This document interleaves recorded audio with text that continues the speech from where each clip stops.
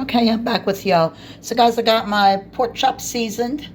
And the thing I like about the cutlets is you can bend them. You can bend them, move them around, so you can rub that seasoning in on each one. Whereas if the bone's in, you can still do it. You just have to kind of rub one side and flip it. But these, you can just rub it all in real good, flip them and all that. So I got those ready to go. And I did my, I love the colors of the green and red together with the onion. I've got my onions and peppers. I kind of did them a julienne style. Now, if you want to chop these up and make them smaller pieces, you can do that. I'm going to leave it in the strips because I am going to smother the pork chops, and I kind of like it. You know, you can pick up the vegetables with the fork and enjoy it with a bite of the pork chop. So I'm going to put a little bit of seasoning salt on these, let these sit for a minute. But I am going to cook these first for a little bit. The pork chops will not take very long at all. And then I'll probably take them out of the skillet. And then I'll get my pork chops. I'm going to get my egg mixed in my milk and get them battered up in my flour. And then I'm going to get them in the electric skillet. So as soon as I get these things frying, I'll be back with you. So stay with me, guys. Now I've got my peppers and onions in my electric skillet, a little bit of vegetable oil. Guys, I'm not going to cook these all the way, but I am going to cook them until they have a little bit of bend to them. They're still quite raw, but just keep stirring your veggies, and once they go a little limp, I don't want them to, you know, start browning and all that, but I do want to cook them until they're softened up. So as soon as these are done, I'm going to go ahead now and get my pork chops drenched in my little flour and my seasoning. So as soon as I get those back, these should be done. I can move these to the side and get my pork chops going. So I'll be back in just a few. Alright, y'all. So now I've got my little setup here. Guys, I'm doing my own camera today and I can't find the tripod, so I'm just going to talk you through this. I've got my seasoned cutlets.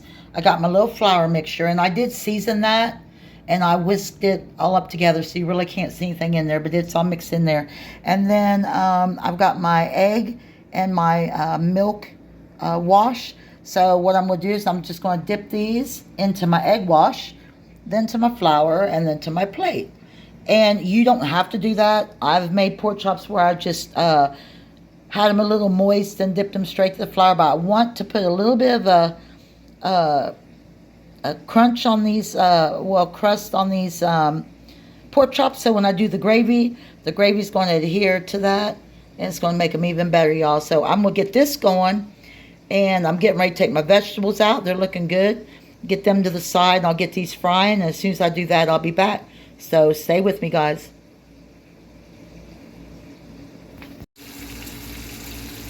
Alright, y'all, so I got my little peppers over here, my peppers and onions. As you can see, they're pretty well cooked down, but not all the way. And I put my pork chops right into the same grease that those come out of. So, guys, pork, yes, the other white meat, does not take a long time to fry. Bobby has a tendency to over fry pork, but I don't eat pork. I'm not allowed to have pork. But probably maybe 8 to 10 minutes on each side, and it's going to be a wrap. You just have to be careful. Get it done, but don't overcook it, because if you do, it's dry. And I'm actually not going to cook these all the way through, because I have to add these back in and make my gravy. So when it comes time to making my gravy, then I'll be back. But otherwise, I'm just going to let these cook. So hang tight with me, and I'll be back, okay? Appreciate y'all. Alright, y'all, so my pork chops are looking pretty good. I got one real thick one right here. I maybe should cut him in two, but it's going to be alright.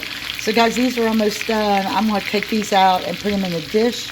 I've got one single pork chop that wouldn't fit in here. I've got to fry. I'm just going to put these in my oven and let them keep warm for a little bit with my vegetables. And then when I come back, I'm going to show you how to make this gravy. So I hope my friend Shasta at work's watching. Well, she will watch, because she loves my gravy. But y'all, I've been making gravy since I was 8 years old, and I love my Grandma Harper for that, always. But I'm going to show you how to do that.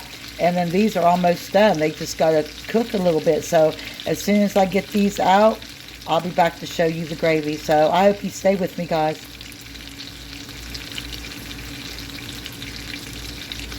Alright guys, I'm back. So I got my cameraman back. He's tired. He's been on the strip. Alright, so guys, I took the pork chops out. Like I told you, they're warming in the oven. I took all the extra little cooked pieces. Like, let me show you. I took all this stuff out, and just to leave my grease from my pork chops and my veggies, and that's what I'm going to use to make my gravy. So first of all, I'm going to start with about 2 big little tablespoons of flour. Guys, I got my skillet on 400. I'm just going to work this around. This is going to make your roux. I guess you could use cornstarch. Guys, I always use flour. Bobby likes the brown gravy, so I'm going with water. You can use milk. That's more of a whiter gravy. And I'm going to need a pretty good bit of gravy because I've got a lot of pork chops and my peppers and onions to add to it. So I'm probably going to put just 1 more spoonful of flour. And yes, you all can cheat and use real gravy in a can or a glass jar, but I love to make my gravies. So after you get this in, you don't want it to burn, so you got to keep stirring it, because then your gravy will have a little bit of burnt taste. So as soon as I get this all mixed in with my grease, it's nice to have my cameraman back, because I was doing my thing, y'all. So I'm going to start adding a little bit of water.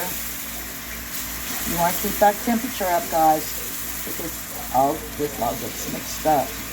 And you can adjust your thickness as you go. Bobby likes his gravy a little thinner. I like mine a little thicker, but I'm not eating the pork, as I told you, so I'll make it to however he likes it. But as you can see, it's all coming up. And that's the way we like it, guys. We can both make really good gravy. Bobby usually always says to smell the pork chops, but like I told y'all, it's no cooked for him today since he went on the strip. So I'm just going to keep adding and adding until I get as much gravy as I need. If I got to put a little bit more flour in there, y'all, I'm probably going to mix the flour in with some hot water and whisk it together before I put it in here so it doesn't end up lumpy. So anyway, I'm going to keep doing this till I get probably almost half a skillet's what I'm going to need. And then as soon as this is done, I'll be back and show you. And then we're going to add everything back together. So hang around and I'll be right back, y'all. Alright guys, so here we go. I'm going to finish this up for y'all. I got my gravy right where I want it. Yeah, it looks a little thin, but when I put these pork chops in, it's going to thicken up because it's got the breading on the pork chops too. So I've got my temperature down to about 350. I'm going to drop these in. Oops, not like that, but guys, they smell good. I wish I could eat pork. I just can't do it. But Bobby loves his pork chops.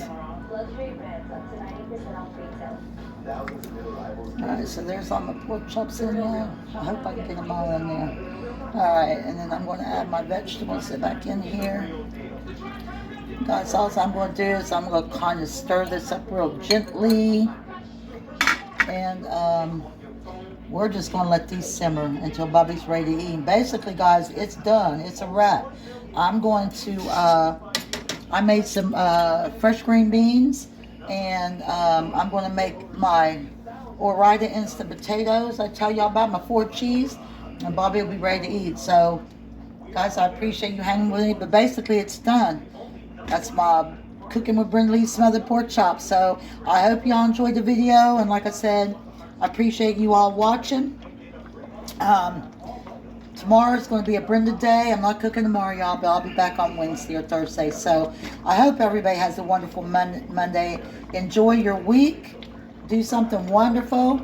And if you like my channel, hit that bell, hit the subscribe button, and drop me a line. Let me know, comments or anything, guys. I appreciate all of those who support me. So until next time, everybody be blessed, and I'll see you on the next one.